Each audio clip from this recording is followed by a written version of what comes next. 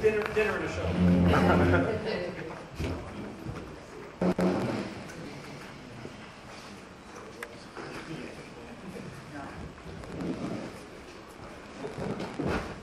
I appreciate, Ted, your having invited me to speak with you this evening, and thank you very much. It's a little unusual to do this. This is an information-only, really, presentation. This more properly belongs, and this presentation was actually made in front of the Zoning and Planning Board. But it's a good thing for everyone to know what's going on, and to the extent that this shares information, communication, of course, is something that's so very important. I feel a little funny being in front of a body that does a lot of voting. You all know the story of the rabbi who was sick in the hospital, and the president of the congregation comes to visit him and says, "I've got good news and bad news. The good news is the congregation wishes you speedy recovery. The bad news is the vote was 5-4. What our goal is here in making this presentation really is to not have a 5-4, is to really get input, and is to make sure that we've developed the project as best we can, that really understands the environment in which we're developing and really leaves a footprint or an imprint on the community that is long-lasting and is very, very positive. And all kidding aside, that's the goal of this presentation. So if you'll bear with me, I'll try to go through this fairly quickly, quicker than I did previously at the Zoning and Planning Board, because we're just trying to impart information. And last but not least, those of you who have seen this presentation before, I apologize for the redundancy. And with that, we may need to hit the lights. That's really helpful. I appreciate it. A lot of pretty pictures here, and I'd love you to see them. Wardsboro Airport is the oldest operating glider airport in the nation. I'm sure many of you know that. Not everybody. The pride of Wardsboro and mainstay in the Sullivan Orange County community since 1927. These photos that you're seeing are all old photos of the actual airport. Wardsboro Airport is known throughout the world because it's ideally suited for range or thermal soaring. Those of you who are pilots at Wardsboro Airport know this. Those of you who aren't know that Wardsboro Airport is really a freak of nature.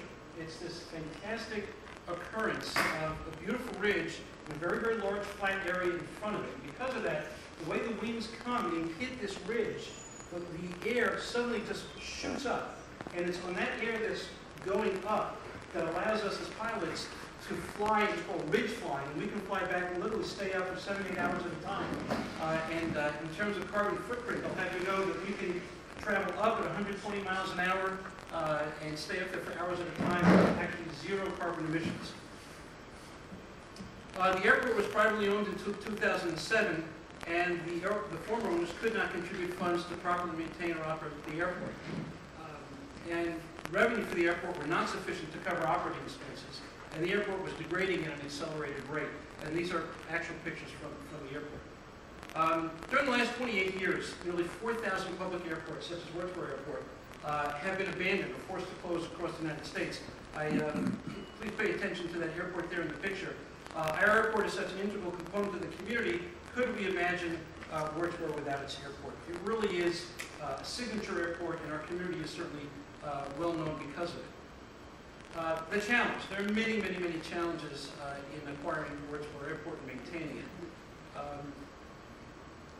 To ensure our challenge as the owners of the airport is to ensure the permanent physical and fiscal survival of Wardsboro Airport. Many challenges there indeed. Let's go through some of them. Upon acquiring Wardsboro Airport, we had the following challenges. This is just a small list of them. Unsafe aircraft, including tow planes and gliders. I'll tell you, as soon as we got to the airport, first thing we did is we started restoring the aircraft. We've got a lot of classic, beautiful, beautiful aircraft that harken back to the golden ages of aviation, 1930s and 40s. Well, we pulled off the skin from some of these airplanes, or most of these airplanes. I don't mind telling you, we were kind of horrified that many of these airplanes were literally falling apart. And we allowed the public, former owners, allowed the public to be in these aircraft. And the fact that there weren't really some major incidents is miraculous. These aircraft now are in just beautiful condition. Unsafe pitted taxiways, inadequate signage and safety warnings, unsatisfactory airport parking, fencing in the airport aprons, inefficient, unsanitary bathroom facilities, actually no bathroom facilities, inferior locks and facility security gates, dilapidated hangars, Insufficient poorly furnished offices, unrecognizable Fort Devon Cemetery site marker. We've got a beautiful and important historical site on our airport, and no aircraft fueling facilities. If you wanted to land your airplane, or actually it doesn't even show in there, want to land your airplane at Wardsboro Airport, and you wanted fuel, don't worry about it, Scott, it's all right. And you wanted fuel, you were out of luck. You were out of luck if you wanted to be at Wardsboro Airport. You had to go somewhere else like Ellenville. Well, as a private entity, the Wardsboro Airport Preservation League was able to immediately invest over $1 million in improvements. And the reason I put that in there is it was here years ago, at really not a very good time, when a lot of discussion about what were the true intentions of the developer of Wardsboro Airport. And there was a lot of fear, not misplaced, a lot of fear that what the developer, that was me, wanted to do was really just destroy Wardsboro Airport, plow it under, because the airport sits on the most valuable land of that airport, and that is true. I claim then, maintain now, and approve now that was never the intention. The intention always was first and foremost to maintain this aviation treasure, this historical treasure that sits in our midst here in Wardsboro.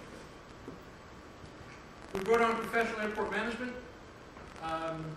The offices in public areas were remodeled with fire protection upgrades. We restored and upgraded signage and safety labeling on all the hangars.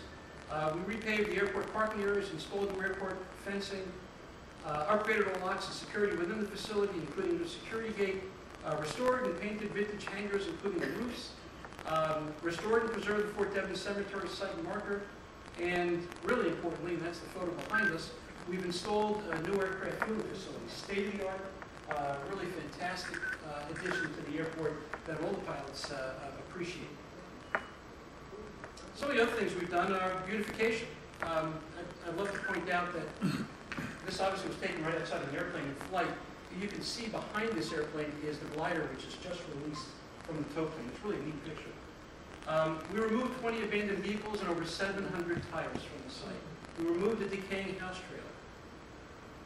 We removed 20 30-yard containers of trash during the first 4 months of ownership. We purchased new commercial mowing equipment and brought all runway vegetation trimming and maintenance up to compliant levels. Equipment upgrades, here's some neat things. We brought on board a new FBO, which is a fixed-base operator for light sport aircraft. Those who are aviators, and all should be aviators. It's the hottest thing in aviation is a way to get up in the cockpit and get flying and licensed in as little as 40 hours of flight time. And so we brought on a new light sport aircraft FBO. Equipment upgrades. This is neat. You may want to keep your eye on that picture. This was our tow plane.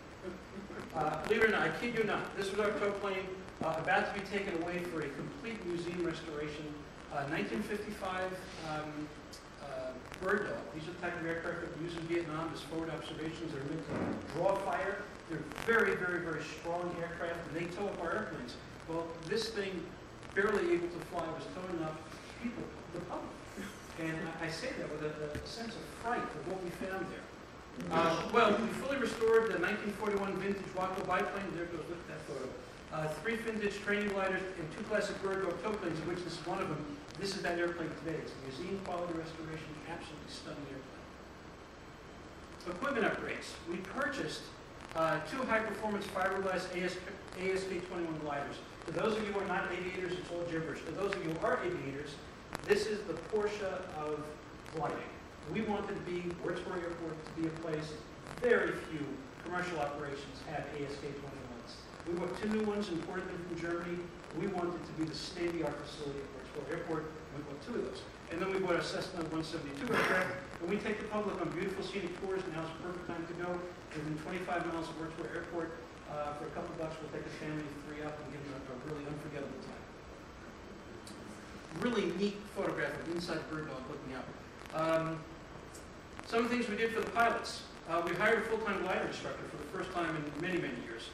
Repaired and sealed all runways and taxiways, installed wireless internet access, installed modern weather reporting equipment, and real-time runway webcams. You can log on to our new website, and the weather could be good outside from a weather reporting perspective, but if you're a glider pilot, you know clouds are the enemy. You can't fly in clouds. It'd really be messy with you meet each other. It's not a good thing. So you can go to our webcam, right on the internet, and look and see what the runway conditions are from the comfort of your home, decide whether to come fly or not.